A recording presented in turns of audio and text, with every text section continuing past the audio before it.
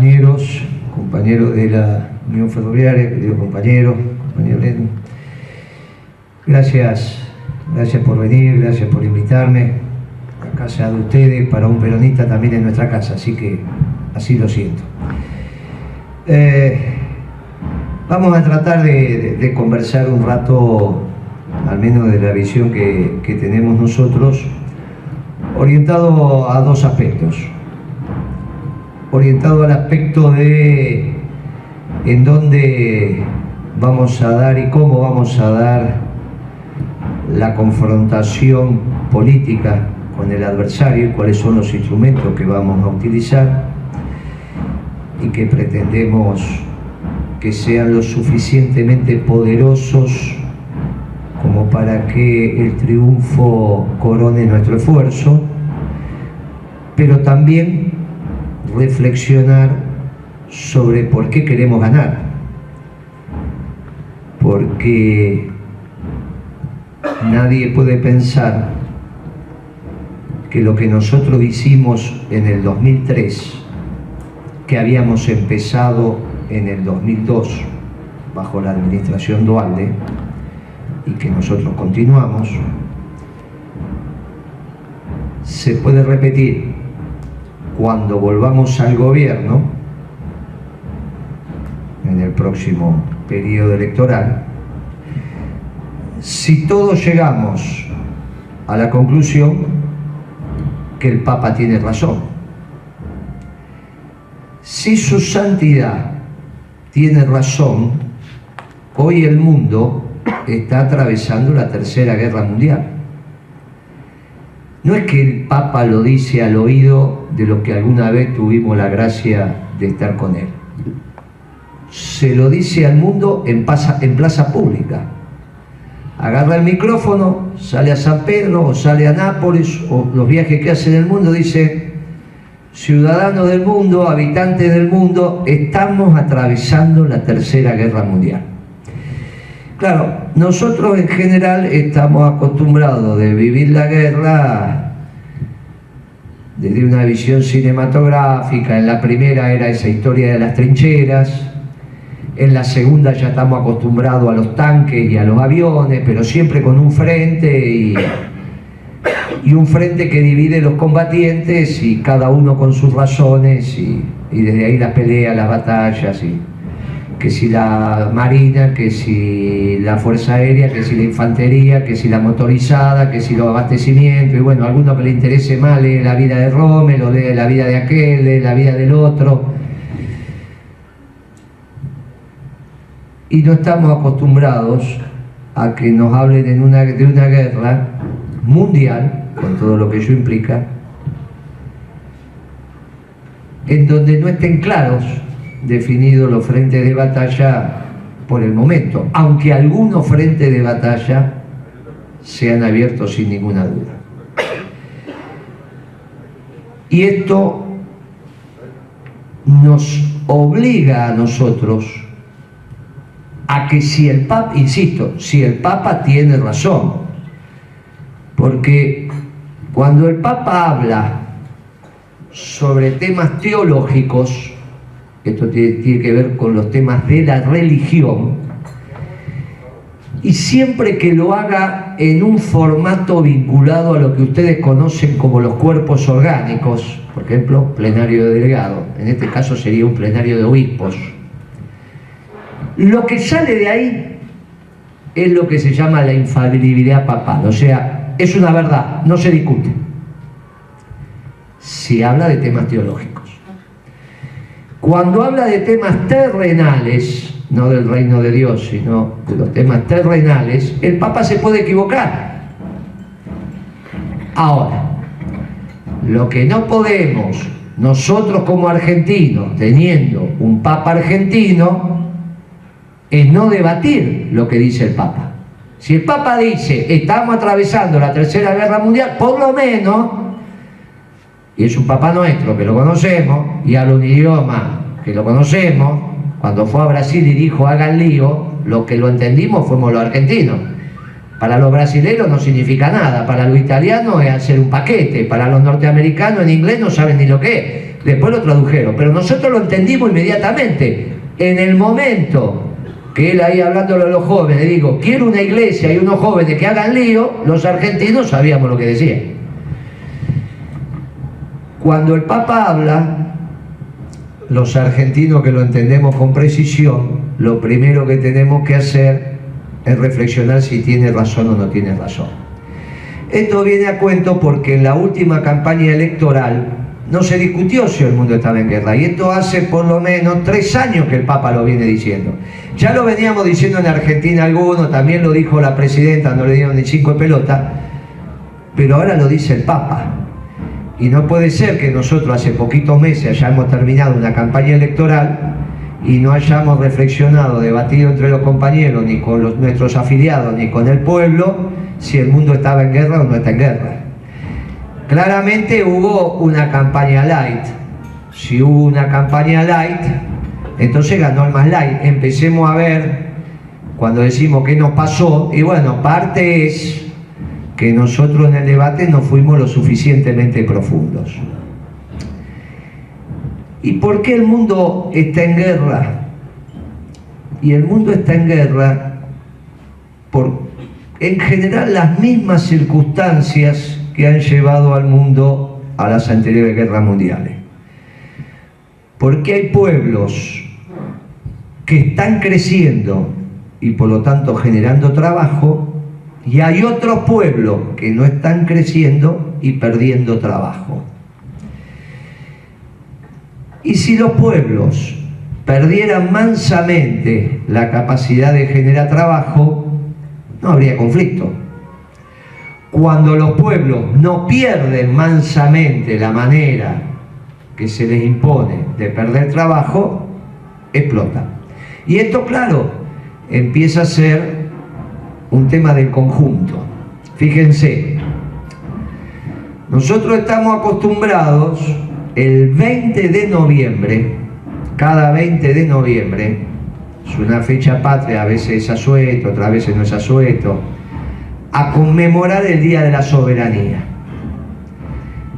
Se conmemora el Día de la Soberanía porque ese 20 de noviembre el brigadier general, que es Juan Manuel de Rosa, le ordena a un subordinado que era Mansilla dar combate en la vuelta de Obligado, acá cerca de San Pedro, a la flota anglo-francesa, pero fundamentalmente era inglesa, anglo era inglesa, que quería remontar el Paraná para ir a colocarle, llegar con la dotación de barcos a donde termina el Paraná nuestro, que es Asunción. Ellos tenían la visión de que los ríos interiores de los países que son navegables, porque no todo río es navegable, son territorio internacional, como si fuera hoy el Atlántico o el Pacífico. Puede navegarlo cualquiera. Era una visión que ellos tenían. Con eso podían remontar el Paraná, porque es territorio internacional, el Amazonas, el Mississippi en Estados Unidos, el Nilo en Egipto, los ríos de la India, los ríos de la China, y le importaba un bledo la soberanía del país dentro de ese río. No es que le importaba especialmente el Paraná, vamos a ser honestos, lo que le importaba era el Mississippi, que es el que penetra hasta el corazón de Estados Unidos, y entonces con eso, como nosotros dimos combate, se ganó, se perdió, lo dio Lucio B. Mansilla, ¿no? Las famosas cadenas que pusieron con los barques, eso ustedes lo han estudiado, lo han visto, lo han... No importa si se ganó o se perdió. Se le dio combate a una flota que traía, según dice la canción, 20 buques de guerra y 90 buques mercantes. La canción dice, 90 buques mercantes, 20 de guerra, venían remontando el Paraná, ¿quién los habrá traído? Estos gringos, bla, bla, bla. Y todos los 20 de noviembre nosotros la escuchamos y nos da. Esos 90 buques mercantes, protegidos por los 20 buques de guerra, venían a vender mercadería. Venían a vender mercadería a otro pueblo, en este caso el paraguayo, que la estaba comprando a 14.000 kilómetros de distancia, que es lo que más o menos separa Buenos Aires de Londres, y a un precio más barato. Los paraguayos le podían comprar a los británicos mercadería, alguna de esa mercadería los paraguayos la compraban en Brasil o en Argentina.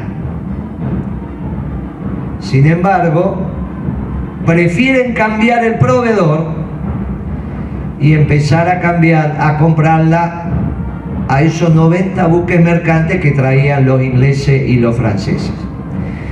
Cuando el brigadier general decide dar combate, entre otras cosas decide dar combate para defender el empleo argentino. Porque si cada vez que uno vende mercadería, es mercadería que hizo un trabajador argentino, cada vez que compra mercadería que hizo un trabajador de otro país. O sea que es muy fácil de entender.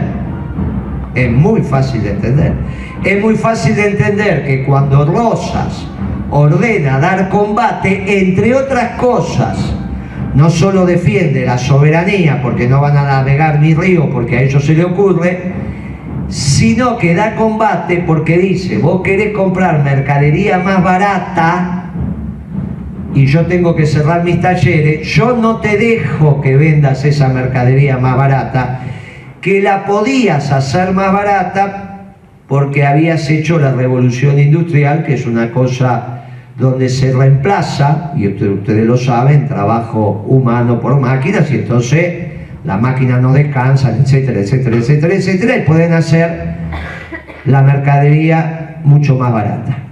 Con esa revolución industrial, los ingleses se transformaron en el taller del mundo, porque podían venderle a todos mercadería más barata. Rosas decide dar combate por la soberanía y por el trabajo. Y nosotros conmemoramos esa batalla. Y hace decenas y decenas de años que venimos conmemorando esa batalla. Con lo cual, no podemos presuponer que si un pueblo pelea contra otro pueblo por preservar su trabajo, a veces está bien y a veces está mal. Depende de dónde nos pongamos y quiénes somos nosotros y cómo nos instalamos con respecto al otro pueblo. Hoy, de la misma manera que pasó esa revolución, se produjo hace 5 o 6 años y no más un fenómeno extraordinario en el mundo, que nosotros nunca lo habíamos estudiado ni lo pensábamos, y que era que los norteamericanos pudieran tener energía barata. Todo el mundo que nosotros estudiamos y analizamos era con los norteamericanos, quedándose sin energía, esto es petróleo, y yéndolo a buscar, por las buenas o por las malas. Por eso tienen 14 portaaviones. ¿Me vendés el petróleo? Me lo das. ¿No me lo querés vender? Me lo llevo igual. Ese es el mundo que nosotros más o menos fuimos estudiando. No es que ese pueblo tiene 14 portaaviones porque se quiere defender. Los portaaviones no son armas defensivas, son armas ofensivas. Yo con los portaaviones llevo la guerra allá. Con los ejércitos puedo llevar la guerra allá o evito que me traigan la guerra acá. Por ejemplo, los chinos tienen un solo portaaviones, que se lo compraron a los ucranianos. No es que fabrican portaaviones. Los norteamericanos tienen 14. Detrás de cada portaavión, que cada portaavión tiene 5.000 hombres, va toda una flota de miles de hombres. Es para llevar la guerra allá. De paso evito que me la traigan acá, porque si yo peleo allá, no peleo acá. Pero está clara la diferencia de visión. ¿Está bien? Ellos, que teóricamente se iban a quedar sin combustible, consiguieron combustible. Es ese famoso shale gas y shale oil, similar a lo que nosotros tenemos en Vaca Muerta.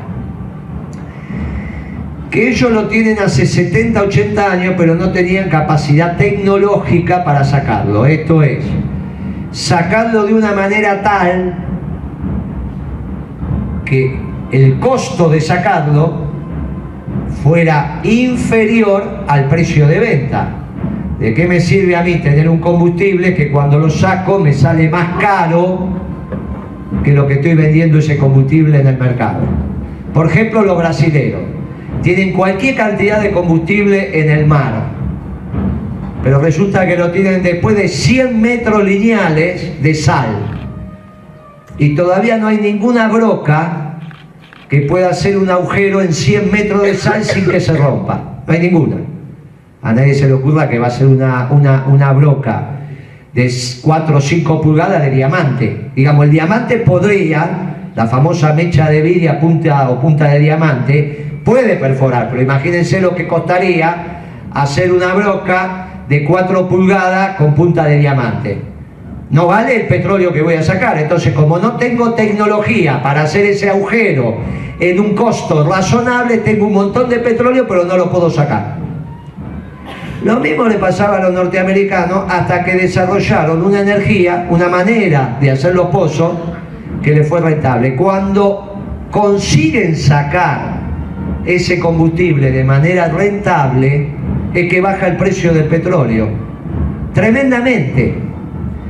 Para que ustedes tengan una idea de lo que estamos hablando, cuando Galucho, el que era gerente y presidente de YPF, firma con la Chevron que le va a comprar el gas que saque de Vaca Muerta, le ofrece, para que venga la empresa norteamericana a explotar Vaca Muerta, que se lo va a comprar a 7,50 el millón de BTU, que es la unidad de medida del gas, no importa.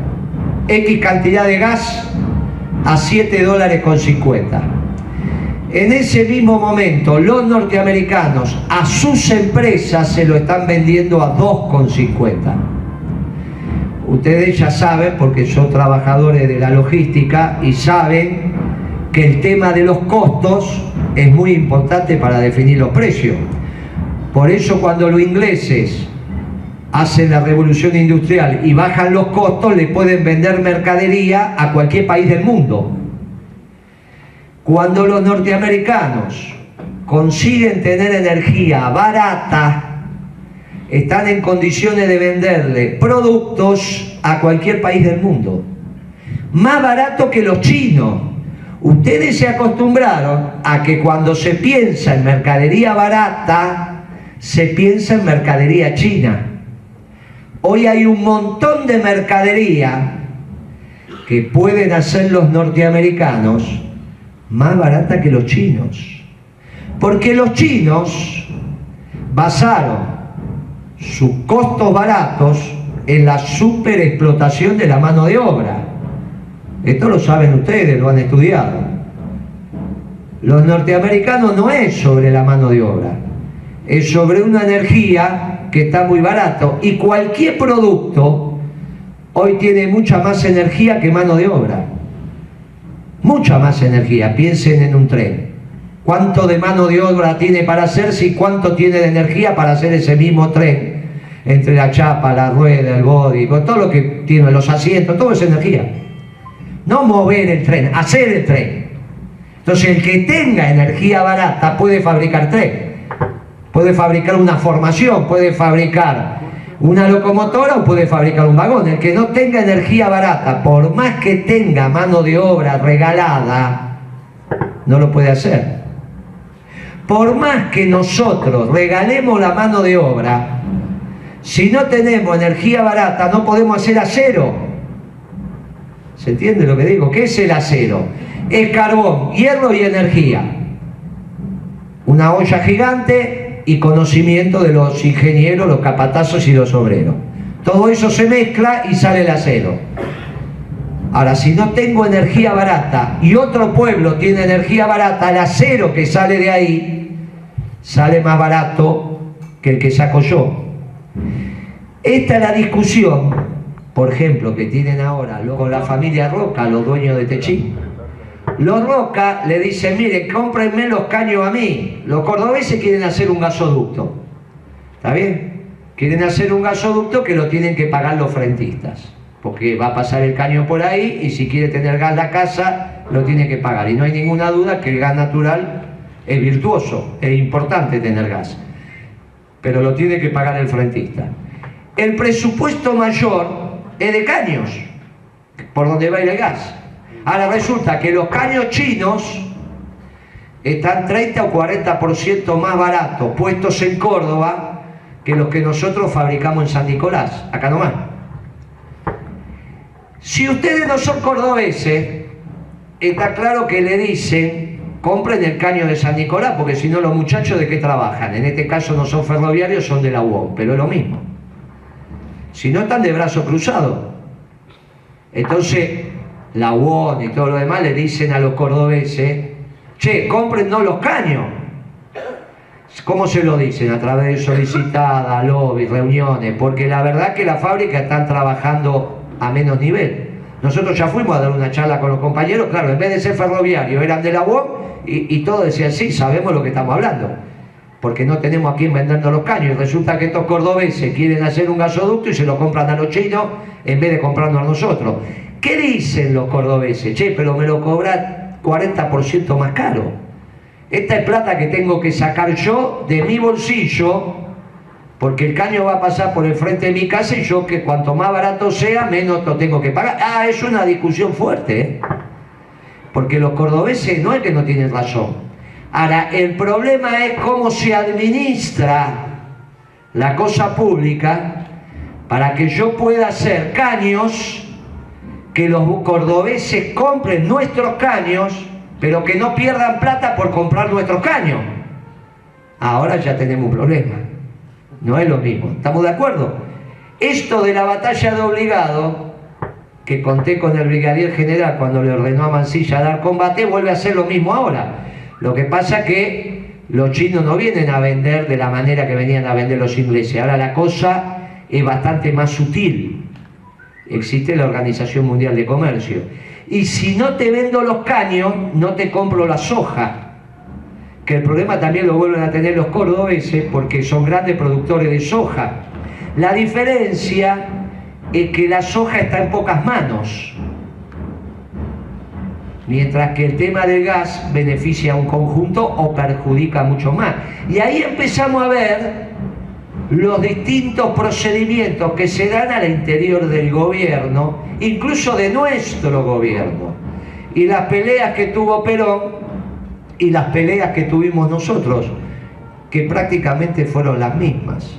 Ahora, si los norteamericanos, porque tienen mercadería más barata, empiezan a destruir empleo en el resto de los países, el resto de los países se enoja. Si se enoja España, Italia, Grecia, bueno, no pasa nada.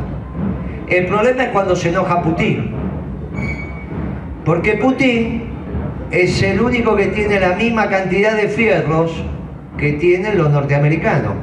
Tienen fierro de verdad, no es que tienen fierro más o menos. No son los franceses o los italianos, ahí hay fierro de verdad. Si bien los norteamericanos son los únicos que desarrollaron armamento nuclear y lo usaron 2 veces, es el único pueblo que generó un presidente que ordenó tirar una bomba que solamente en el momento de la explosión mató 50.000 personas. Y después todos los que murieron con las consecuencias. 2 tiraron. No es que es un pueblo sencillito, ¿eh? No es que lleva emoción violenta y te meto 2 tiros, no, no es eso, ¿eh? Hay que generar una estructura de mando y un tipo que se levanta un día y diga ejecútese. O sea, y sabe las consecuencias de tomar esa decisión. Hay que tomarla. El resto de los pueblos ha desarrollado algunos armamento nuclear, pero no lo han usado. Porque no es una cosita que así nomás. Una guerra nuclear no es que no hubo guerra nuclear en el mundo, hubo. Los norteamericanos en Nagasaki y Hiroshima hicieron una guerra nuclear, tiraron 2 bombas nucleares. Que nosotros no hagamos lo tonto, bueno, no, qué sé yo, vemos el hongo y lo estudiamos como un fenómeno físico. Pero eso fue una guerra nuclear. Hay que tomar esa decisión, ¿eh? Hay que tomar, pónganse ustedes a ver a la mañana a tomar esa decisión. Es decir, me cargo 50.000 almas de un saque. Hay que estar tranquilito en eso. Ahí empezamos a entender por qué el Papa pide una entrevista de urgencia con el patriarca de la Iglesia Ortodoxa Rusa. Porque Putin también está bautizado. Está bautizado en la Iglesia Ortodoxa Rusa, que es cristiana, no católica, pero es de la familia, somos primos. Y tiene una reunión de urgencia en La Habana, se la pide a Raúl Castro, y se encuentran los dos jefes religiosos y no se van a encontrar a discutir temas teológicos, porque para temas teológicos no se encuentran de urgencia, lo discuten en otro lugar. La interna dentro del cristianismo, quién tiene razón, quién no tiene razón, la dejan para otro momento. El tema es que hacía poco tiempo que Putin había desembarcado en Siria y ya había tenido un conflicto con los turcos. Y esto que va escalando, no estamos hablando de algunos muertos. Y de esos miles y miles de muertos, el Papa tiene la responsabilidad de pacificar el mundo. Por eso ayer hizo un rezo por la paz en el mundo, porque a él le toca ser Papa, argentino, pero Papa, y tener una guerra mundial donde se pueden llegar a utilizar armamento nuclear, no es un tema menor, es un tema extremadamente complejo. Y esto no es porque te voy a sacar 100 kilómetros más, 100 kilómetros menos, o por una isla. Es porque me estoy quedando sin trabajo. El 40% de los jóvenes en edad de trabajar en Italia no tienen trabajo. Y hoy en España el 22% está desocupado. Y en esa dirección va a Europa en conjunto. Si los alemanes no hacían trampa con Volkswagen, no los italianos de Nápoles, los alemanes no hacían trampa en Volkswagen, no le podían vender autos a los norteamericanos. Y eso significa que tienen que despedir gente de su fábrica, que es lo que finalmente hicieron. Cuando se para una fábrica en Alemania de autos, quedan 10.000 tipos en la calle. No son fábricas de 200, 300. Y eso es una conmoción. De ahí a que vuelvan los xenófobos, que vengan todos esos quilombos que están ustedes viendo en Italia, donde si hay un hotel de turco le prenden fuego al hotel. Esto es lo que están viendo ustedes con los inmigrantes, la cantidad de barcos que se dan vuelta en el Mediterráneo, miles y miles de muertos, o Putin quedándose con Crimea, Putin quedándose peleando en Ucrania o yendo a Medio Oriente. Esta guerra, que todavía es una guerra que se está ejecutando pero no a escala general, es a la que podemos llegar si no encontramos un mundo que equilibre las relaciones de trabajo entre los pueblos. No puede haber un pueblo que trabaje y otros pueblos que no trabajen. Estamos en un problema. Esto el Papa es la segunda idea que le tire al mundo y dice: termínenla con estos modelos que lo único que me hacen es excluir a los jóvenes y excluir a los ancianos. Porque esto lleva a la violencia. Se lo dice a los europeos, pero también se lo dice a los americanos y también se lo dice a los argentinos. Claro, este mundo es el mundo que se consolidó, que es el mundo norteamericano, la manera de ver el mundo de los norteamericanos. Y contraria a esta, hay una sola voz que se alza, la del Papa. O sea que hoy tenemos dos visiones en todo el mundo, la de los norteamericanos y la del Papa. Y obviamente no es casualidad que no discutamos lo que dice el Papa en la Argentina. Y no es casualidad que hoy parece que después de Cristina y Moreno el principal enemigo es el Papa. Y lo mismo que putean a los que no putean, lo putean al Papa también. Y porque no es casualidad, porque todo tiene que ver con todo. Porque si aparece una voz que dice queremos un mundo más justo, y acá empezamos a tener un gobierno que lo que no está haciendo no es un pueblo más justo, un pueblo más injusto, como pasa en el mundo, es lógico que empiece la confrontación. Y es lógico, aunque a ustedes les parezca ridículo, que estos quieran una sociedad sin Dios. Y entonces me traen a estos gurúes, me lo traen de la India, me lo traen de la China, para enseñar cursos de felicidad, para enseñar cursos de que tenemos que estar todos contentos. Porque seamos o no religiosos, los cristianos tenemos una visión social. Los cristianos, y Perón decía que nadie podía ser feliz si el pueblo no era feliz. Él lo decía, nadie se puede realizar en una sociedad que no se realiza. ¿Cómo voy a estar feliz si mis hermanos se cagan de hambre? Imposible. A menos que me vincule yo con la naturaleza.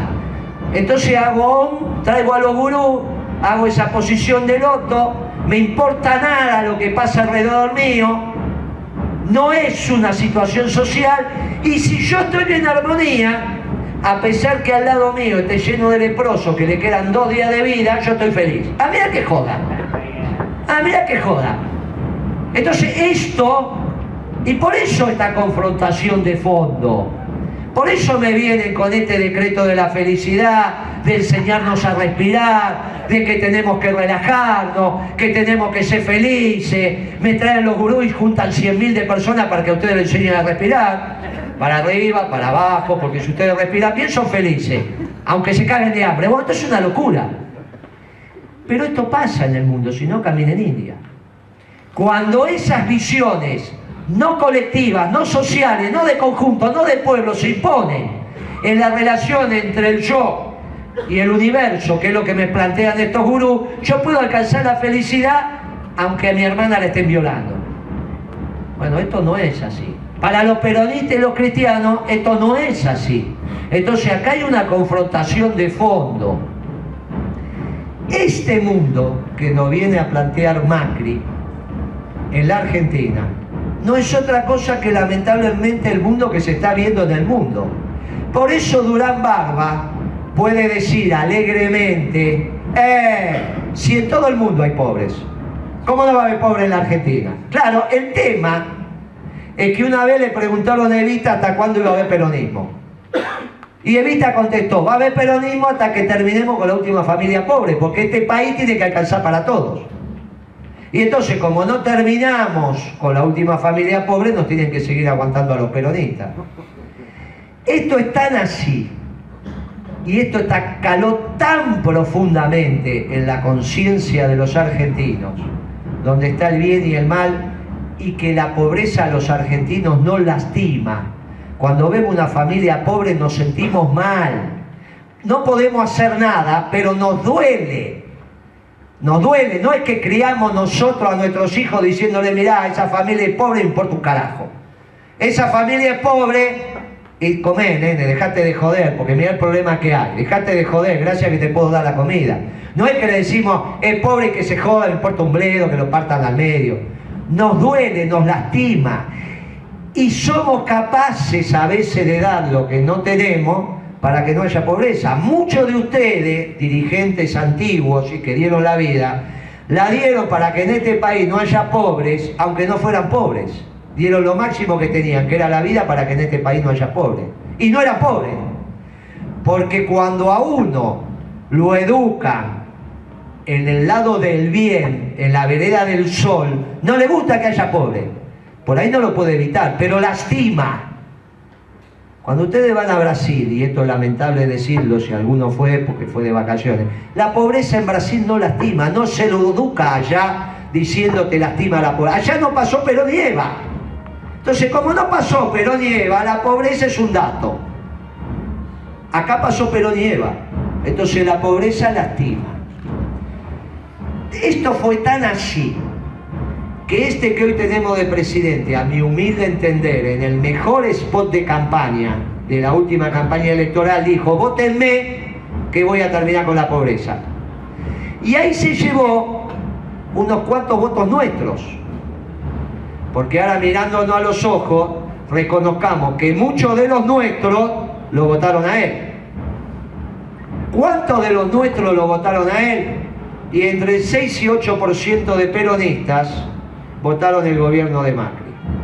Con lo cual, si nosotros recuperamos esos votos peronistas, Son 6% de votos que van a dejar de votarlo en la próxima elección.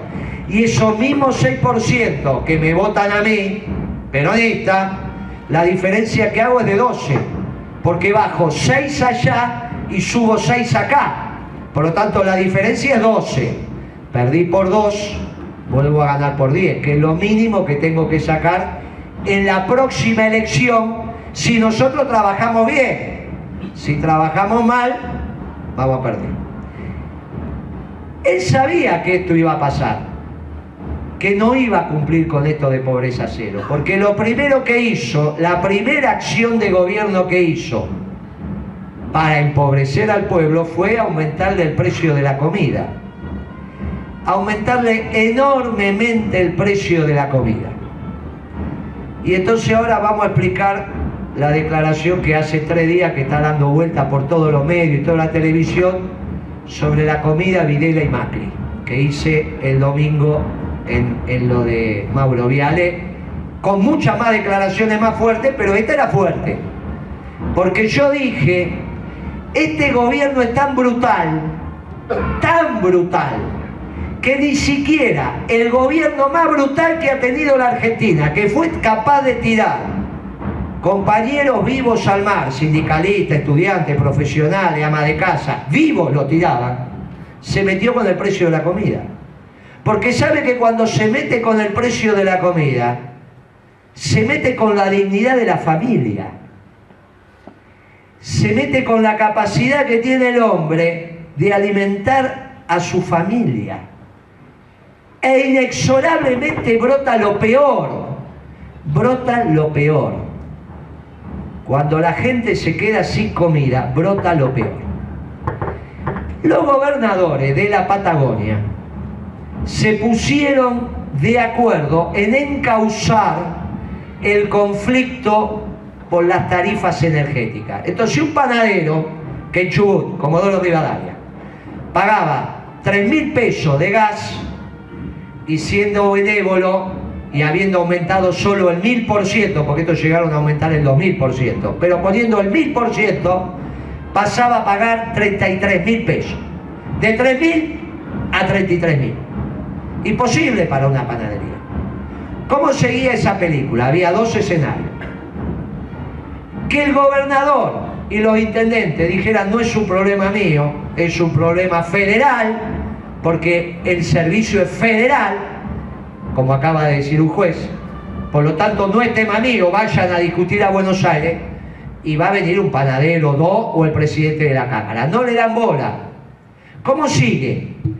Vence la factura, el panadero no la puede pagar. ¿Cómo sigue?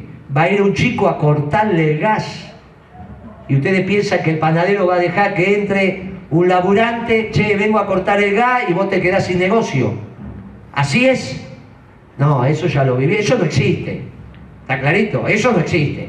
Entonces estaba claro que se iba a generar un proceso en el cual cada vez estuvieron creyendo más. Los gobernadores dijeron, no, pará, hicieron un mamarracho, vinieron todos juntos, se juntaron con los ministros y demás, y el propio ministro que lo hizo dice, me equivoqué, cambio, no aumenta 2000% de 1000, aumenta 400, pero si 400 te hago un descuento de 40, con lo cual ya me quedan 200, y si no podés te doy un 10, y si no te regalo la plata, y si no, claro, se les iba a armar un quilombo que los sabiondos, los inteligentes, los que habían estudiado todo, los que tenían equipo, los que son todos ribonceretes, que saben hablar 20 idiomas, no sabían un carajo. Entonces de un día para otro era 2000% de aumento a nada. Porque los gobernadores se pusieron firmes y le dijeron, mire, se arma un quilombo, muchachos. Se arma un quilombo, no es nuestro, no es que lo hacemos nosotros, ustedes lo están haciendo. Ustedes que son un mamarracho, lo están haciendo. Y ellos reconocieron que son un mamarracho, nada más que en vez de decir que son un mamarracho, dijeron que se equivocaron. Y que les pidamos perdón, y qué sé yo, que nos piden perdón, y bueno, y cambiaron la historia. Ahora, yo pregunto al cuerpo de delegados, ¿son más importantes las tarifas o la comida? No hay ninguna duda. Uno lo gasta todos los días y la tarifa de los servicios te viene una vez cada 2 meses. ¿Pagás o no pagás? Ahí te viene el saque. La comida, fuiste sacando moneda todos los días. Entonces te diste cuenta que no llegaba. Fuiste a la alacena y la bajaste. Bueno, al otro mes tampoco. Al otro mes tampoco. Llega un momento que no tenés la alacena, ya no tenés dónde ir a comer, ya tenés... Y el problema, y esto ustedes lo saben con precisión, cuanto más abajo se esté, más se paga en comida. Cuando uno va para arriba, ¿cómo funciona el modelo peronista de desarrollo? Tanto del Perón como el que hizo Duhalde y Kirchner. Es muy fácil, sobre todo Kirchner, muy fácil. Le damos plata a los sectores populares, fundamentalmente a los trabajadores.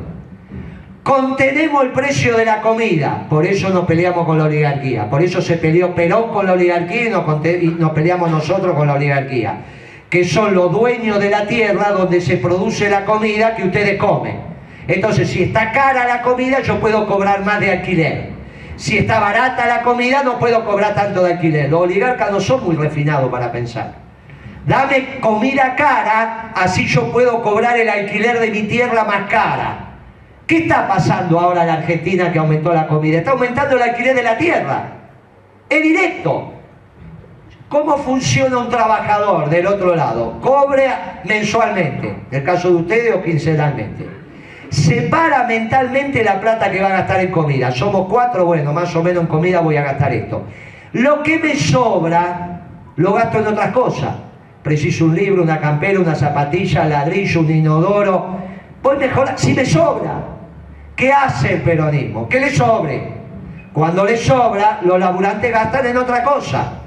Al gastar en otra cosa se abre fábrica. Si tenemos un precio competitivo, como teníamos, toman más trabajadores. Y se repite el círculo virtuoso. Esto lo enseñó Perón en el 45. No es necesario ir a Harvard.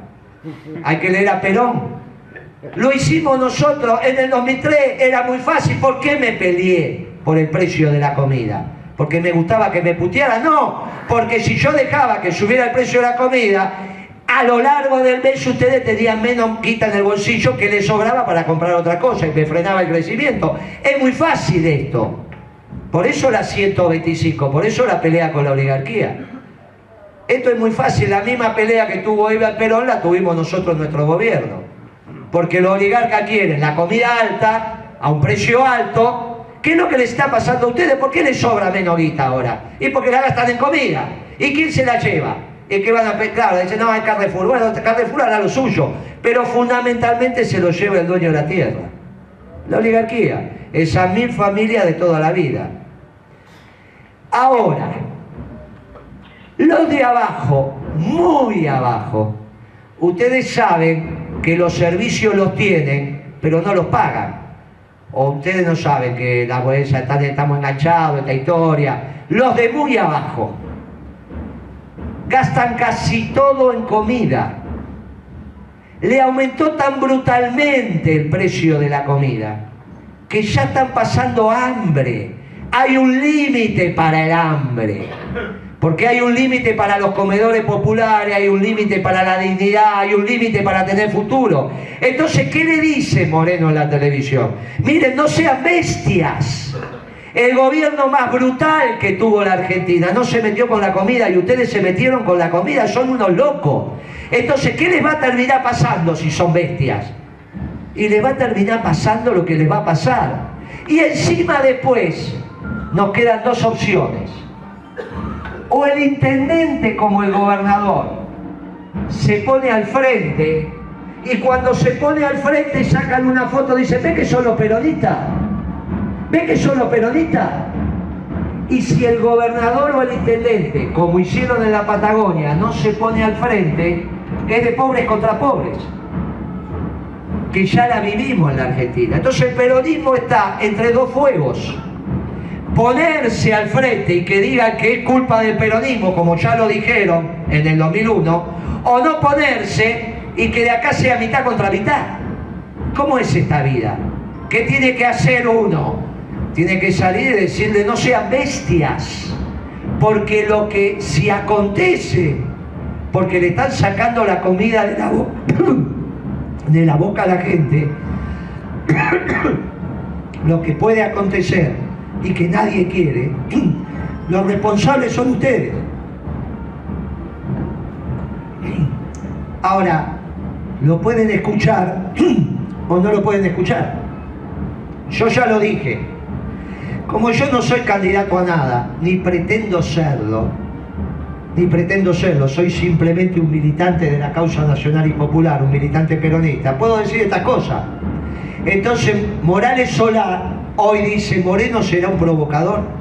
No, dice, no es un provocador. Él entiende lo que está diciendo. Entonces, desde el domingo para acá, la sociedad argentina empezó a darse cuenta que hay gente que no está comiendo.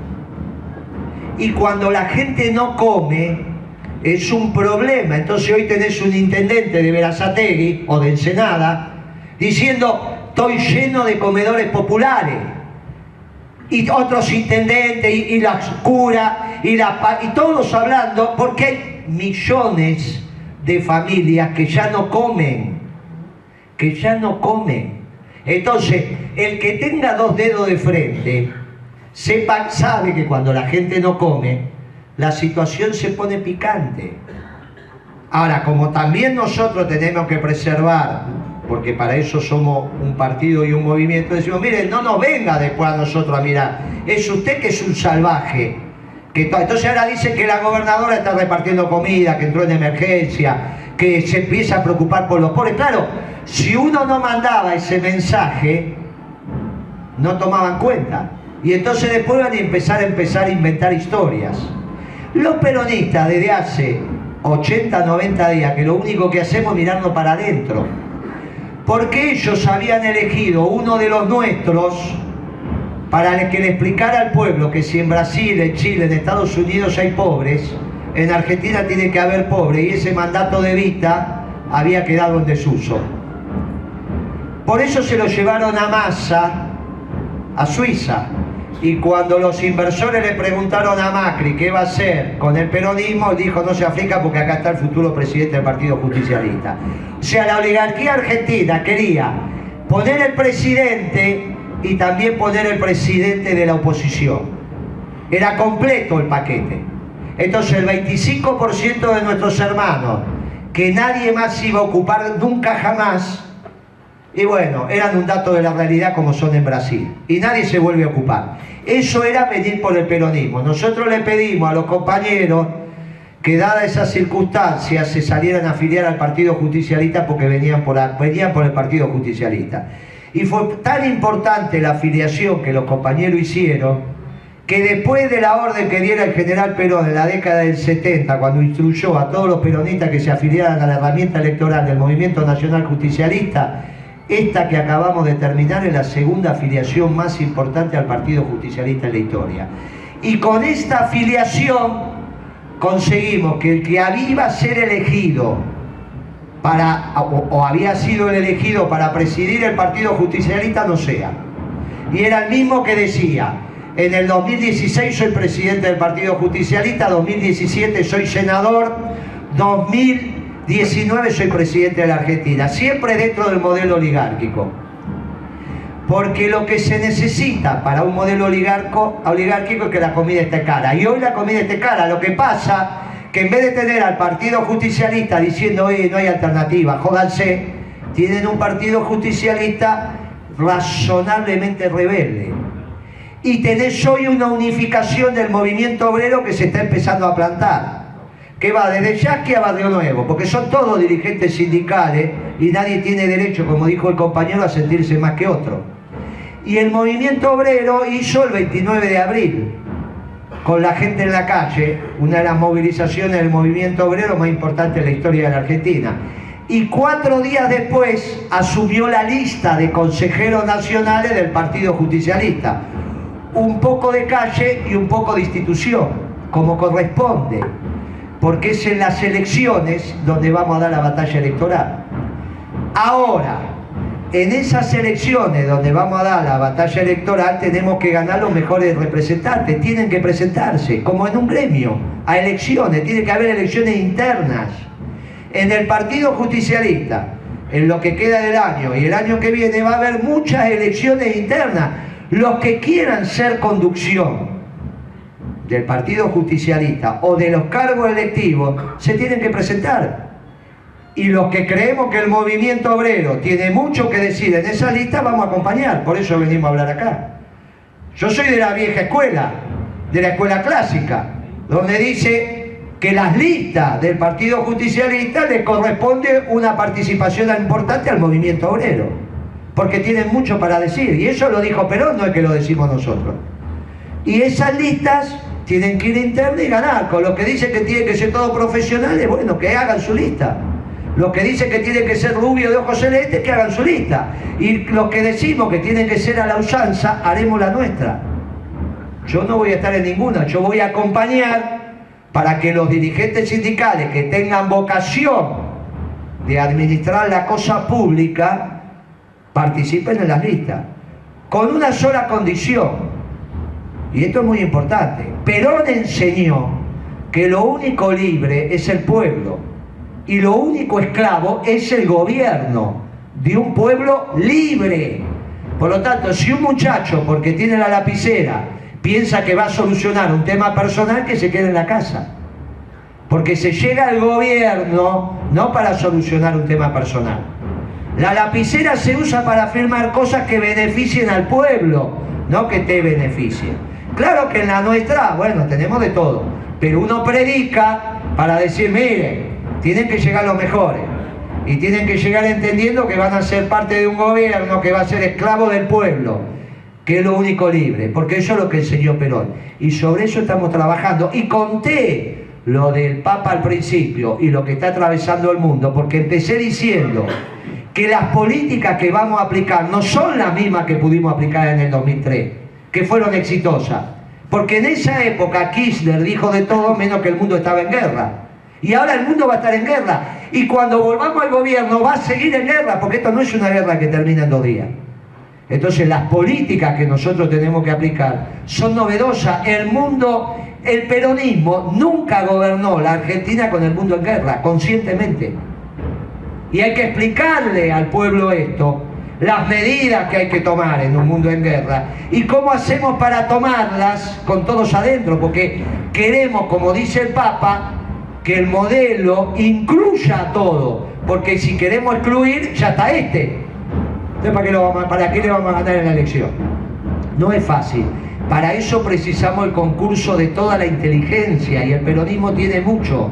Por eso decimos nosotros que hasta el pelo más delgado hace su sombra en la tierra. Todos tenemos mucho para opinar.